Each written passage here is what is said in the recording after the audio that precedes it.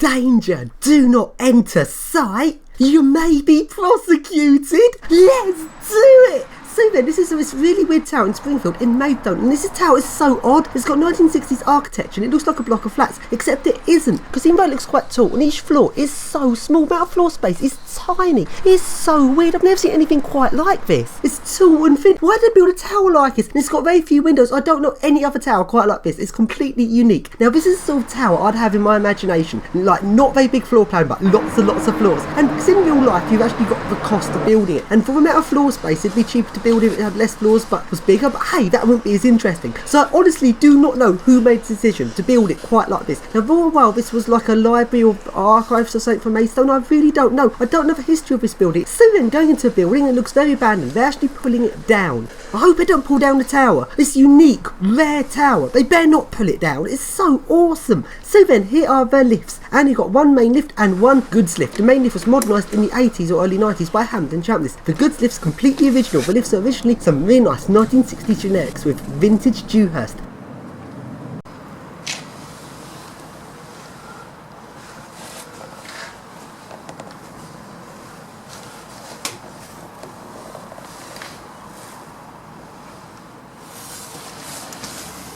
So then up we go, and all the floors of the tower seem to be pretty much identical.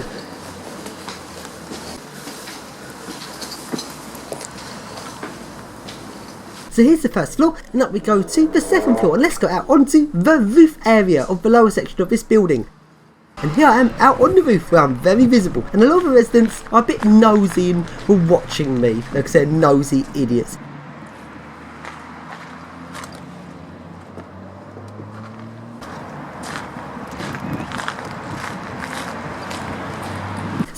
Then, carrying up the tower, up to the next floor. Very small floor space on each floor. It's really tiny. There's these shelves round it and there's not many windows at all. It's such an odd building. I've never known a building quite like this.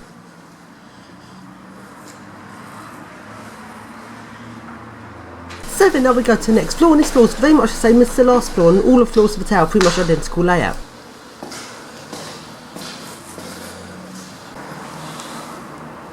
So up to the next floor, which also looks identical.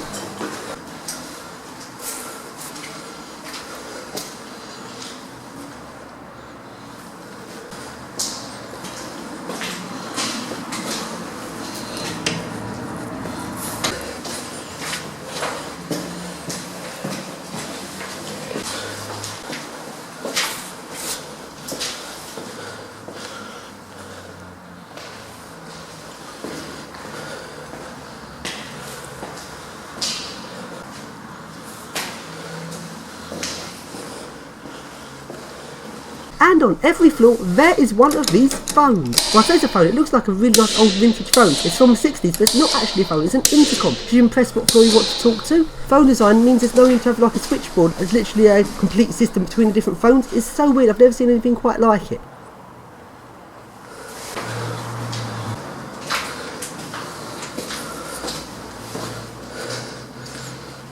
So let's keep going up, all the way up to the top floor.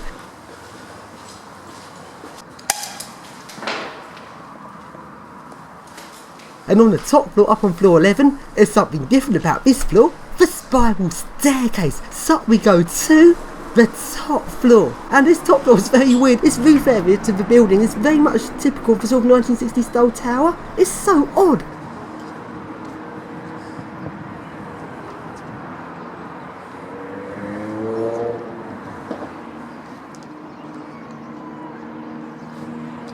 In we go to the motor room, and you got one original goods lift and the other one being painted blue when it got modernised in the late 80s by Hampton Chambliss. And this Hampton Chambliss logic is so weird, I've never seen this logic before, and this is very much the sort of early sort of days of circuit boards, and not many of these survive because they are very non-standardised. There are not many parts for, which means disappointingly there's not many about. I mean, I've never seen this logic before.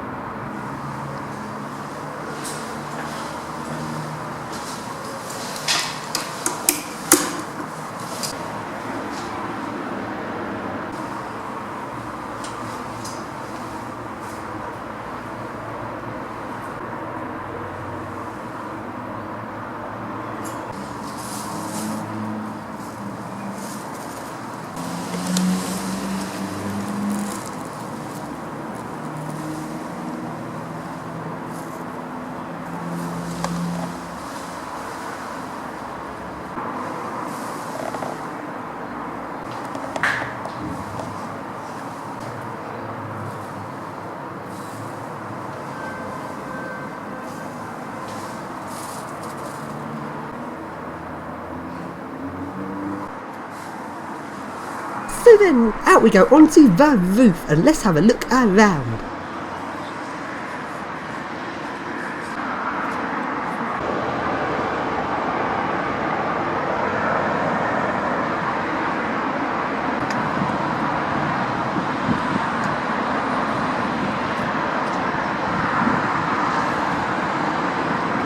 And now down we go to the lower floors.